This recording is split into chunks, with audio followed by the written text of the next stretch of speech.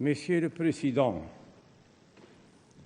vos paroles de foi européenne, si généreuses et amicales à l'égard de mon pays et à mon égard, m'ont profondément touché. Je vous en remercie de tout cœur.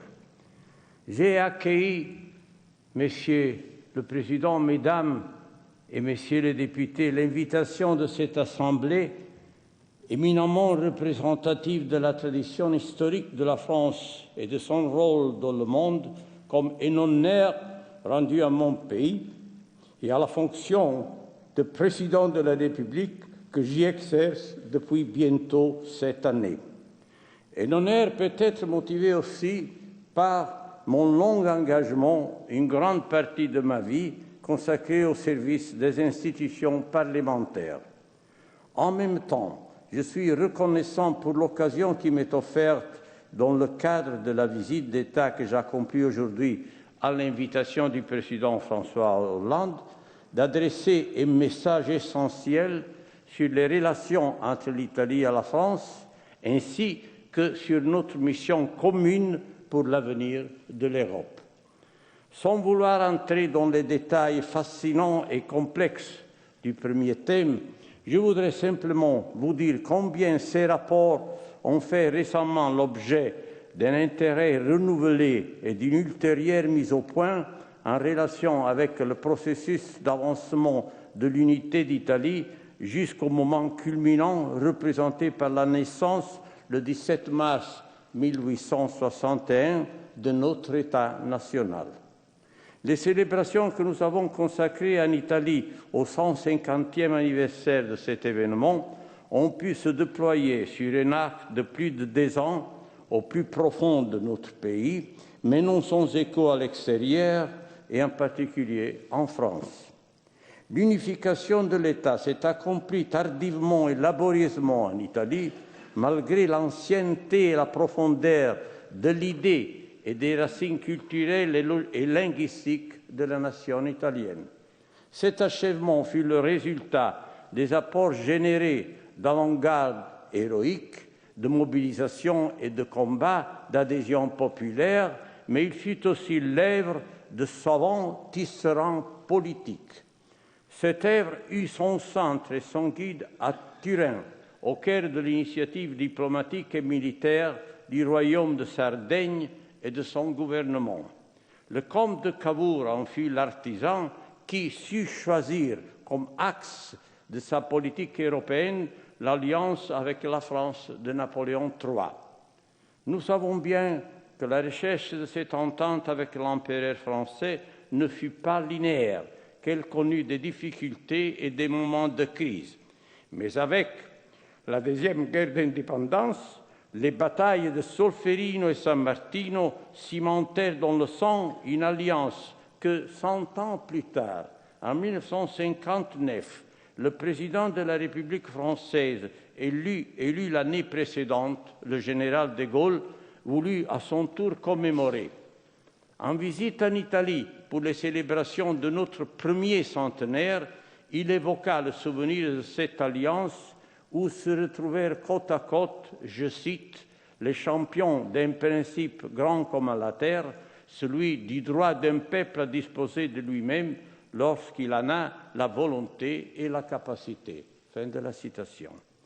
À distance d'un demi-siècle de ces batailles, lors des moments décisifs pour le sort de la Première Guerre mondiale, en juillet 1918, ce fut à l'Italie de défendre le sol français contre une très violente offensive des troupes allemandes, en laissant sur le sol 5000 morts, dont le cimetière italien de Bligny garde encore aujourd'hui la mémoire. Mais en pensant au second terrible conflit qui suivit et éclata au cœur de l'Europe, provoqué par le dessein hitlérien de destruction et de domination, je ne peux naturellement omettre le rappel douloureux de l'événement qui entacha l'histoire des relations entre nos deux pays. La décision de Mussolini en juin 1940, agression digne de brigands d'une France défaite, selon les mots indignés du grand intellectuel antifasciste Benedetto Croce, qui les fit suivre de ces mots d'amour pour une France qui formait tellement une partie de notre vie, non seulement civile, mais aussi personnelle.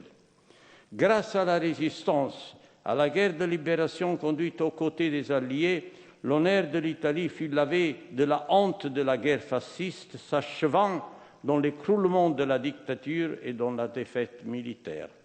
Avec la République et la Constitution, l'Italie ne refonda pas seulement sa liberté et son indépendance en se donnant des institutions et des règles démocratiques, mais elle fit aussi le choix d'une nouvelle orientation dans la perspective de l'unité européenne. En mars 1947, l'Assemblée constituante inséra dans notre charte fondamentale, à l'article 11, la prévision que l'Italie consente, je cite, dans des conditions de réciprocité avec les autres États, aux limitations de souveraineté nécessaires à un ordre qui assure la paix et la justice entre les nations. Telle fut aussi l'approche fondamentale qui caractérisa le grand dessein d'une fédération européenne tracé par Robert Schuman dans la déclaration du 9 mai 1950 et dans son sillage, l'invention communautaire de Jean Monnet, traduite un an plus tard dans le traité instituant la communauté du charbon et de l'acier, première étape de la Constitution européenne. Le principe de la délégation de souveraineté marquait la différence par rapport à une simple et traditionnelle coopération au sein d'organismes internationaux. Il s'agissait, selon le mot de Monnet, de susciter entre les Européens le plus vaste intérêt commun géré par des institutions démocratiques communes auxquelles est déléguée la souveraineté nécessaire. Eh bien, de fait, c'est encore autour du même axe que l'on se confronte aujourd'hui sur les choix à accomplir pour renforcer l'unité et le rôle de l'Europe. Devons-nous aller de l'avant sur la voie de l'intégration dans l'esprit communautaire des origines ou remettre en question les objectifs déjà atteints, avant tout celui de l'euro et de l'unification monétaire, et nous replier sur des positions de défense anachroniques, d'intérêts et de prérogatives nationales, voire des positions de repli dictées par l'égoïsme ou par les illusions d'autosuffisance de certains États membres? La réponse ne peut faire aucun doute. Nous savons tous que le choix de l'intégration s'imposa dans les années 50 du siècle passé au leadership les plus clairvoyants des pays d'Europe occidentale comme une nécessité politique pour rompre avec le passé et les antagonismes nationaux destructeurs de la première moitié du XXe siècle, pour réconcilier dans la liberté et dans la paix la France et l'Allemagne avant tout. Mais aujourd'hui, Monsieur le Président, Mesdames et Messieurs les députés, il est devenu impératif d'avancer avec détermination vers une plus étroite intégration économique et politique. Et l'on ne peut s'y soustraire si l'on veut réaffirmer en termes nouveaux le rôle et l'avenir de notre continent dans un monde profondément modifié par le processus de globalisation et par le déplacement loin de l'Europe du barycentre du développement mondial et des relations internationales. Aucun des États de l'Union, aussi grand, riche et fort soit-il, ne peut seul conjurer le risque du déclin et de l'insignifiance. Ce qui doit nous unir est le nouveau sens de notre mission commune. Faire vivre en tant qu'Européens face à une mondialisation sans règles qui pourrait nous submerger notre identité, notre exemple d'intégration et d'unité, notre modèle de développement. En un mot, la particularité indéfectible de notre rapport au développement de la civilisation mondiale. Rassembler les forces d'une Europe enfin réunifiée dans la démocratie devient essentiel si nous voulons compter parmi ceux qui orientent la dynamique et fixent les règles de la globalisation. Engageons-nous ensemble Appliquons-nous à plus de clarté contre les anciens comme les nouveaux malentendus et liés communs.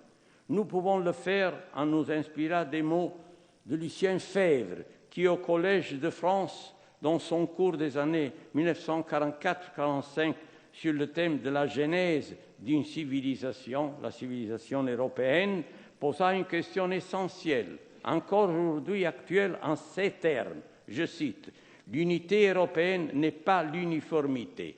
Dans l'histoire de l'Europe, le chapitre des dissemblances reste aussi important que celui des ressemblances. » Nous pouvons aussi le dire en évoquant les paroles du dernier discours d'un grand européiste, François Mitterrand, au Parlement de Strasbourg. Elles sont riches et diverses, les expressions de notre génie protéiforme, il disait. L'Europe des cultures, c'est l'Europe des nations contre celle des nationalismes. Un brillant protagoniste du débat actuel, Zygmunt Bauman, a écrit récemment « La maison européenne offre une espèce de toit commun pour les traditions, les valeurs, les multiples différences. Chacun de nos pays, pris singulièrement, risque beaucoup plus de perdre son identité spécifique s'il s'expose sans protection, sans le bouclier européen aux pressions globales.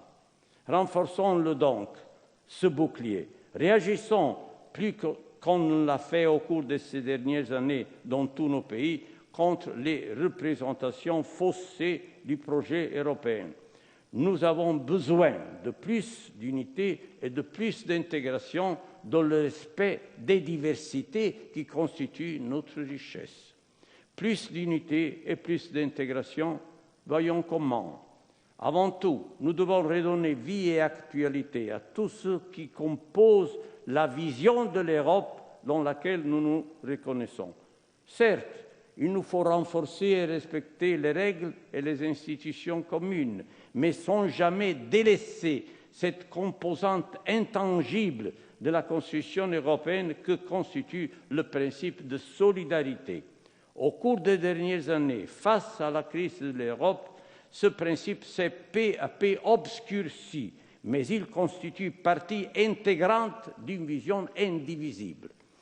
Le renforcement des règles et des institutions communes est indispensable et à juste titre, la plus grande énergie y est consacrée. Je dirais même qu'on s'y applique à grand renfort de mesures et de formules exprimées parfois dans une langue d'initié qui met à rude épreuve la simplicité et une plus large compréhension.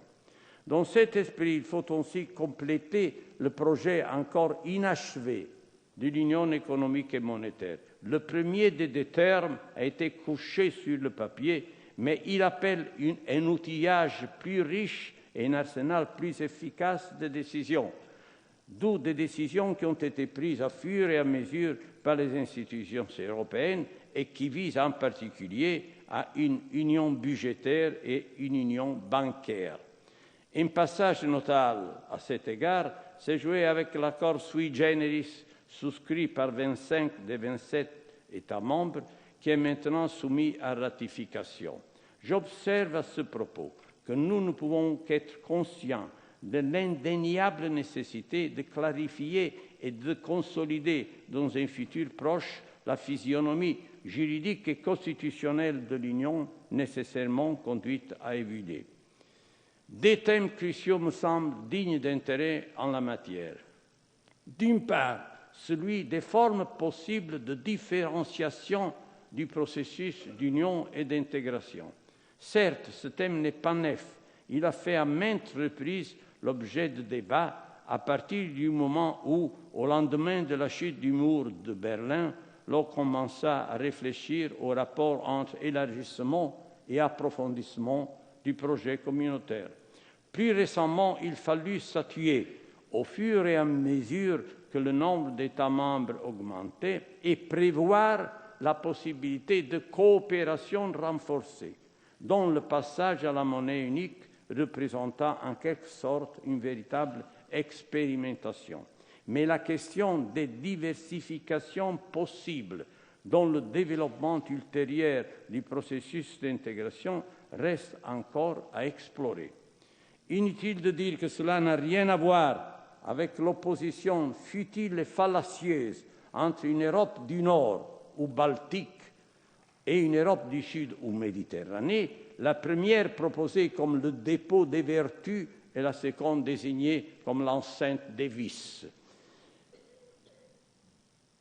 Messieurs le Président, Mesdames et Messieurs, j'en viens maintenant au second thème crucial, celui d'un besoin de légitimation démocratique accrue dans le processus de décision européenne et dans la vie de l'Union. Plusieurs chapitres sont à ouvrir et à affronter. Commençons par celui que vous connaissez bien, Mesdames et Messieurs les députés, qui concerne l'intensité des rapports de collaboration entre Parlement européen et Parlements nationaux, pour arriver à ce volet qu'il me semble possible de définir comme européanisation de notre politique, de nos partis politiques, et dont il serait louable d'inscrire les premiers signes dans les élections européennes de 2014. La crise de fonctionnement et de consensus qui a porté atteinte au projet européen, contre-coup significatif d'une crise financière et économique mondiale née en dehors de l'Europe, est sans aucun doute liée, comme je l'ai dit, à l'inachèvement du processus d'intégration en gestation dans le traité de Maastricht. À cette crise concourt tout autant une insuffisante participation des citoyens, toujours plus limitée et plus ardue, ainsi que l'abandon grave de la confiance réciproque et de la volonté politique commune. Mais sans nul doute, la crise de consensus qui nous afflige est aussi, de façon notable, le reflet de la crise du processus de développement et de progrès économique et social qui avait été assuré pendant des décennies par la Communauté et l'Union européenne. Dans ce moment, nous sommes engagés à renforcer la soutenabilité financière de nos politiques de développement, à les libérer du poids d'endettement désormais intolérable, en corrigeant avec rigueur les erreurs politiques et les effets de comportements collectifs qui furent cause de graves distorsions. Mais également, nous devons sans tarder inaugurer et parcourir la voie d'une relance de la croissance et de l'emploi en Europe. Nous ne pouvons, à cet égard, justifier aucune tergiversation ou forme de résistance passive. Voilà la feuille de route sur laquelle, au lendemain des changements de nos situations politiques respectives, les positions des gouvernements de nos deux pays se sont fort heureusement croisées. Une rencontre qui n'est pas surprenante, Monsieur le Président, Mesdames et Messieurs les députés, car tout ce qui a rapproché l'Italie et la France, dont l'histoire, la culture, les relations humaines, a conflué de la façon la plus éminente et limpide dans le creuset de la construction européenne. C'est dans ce creuset que se sont consumées les scories des événements dramatiques que chacun de nos deux pays et leurs relations réciproques ont traversées jusqu'en 1945.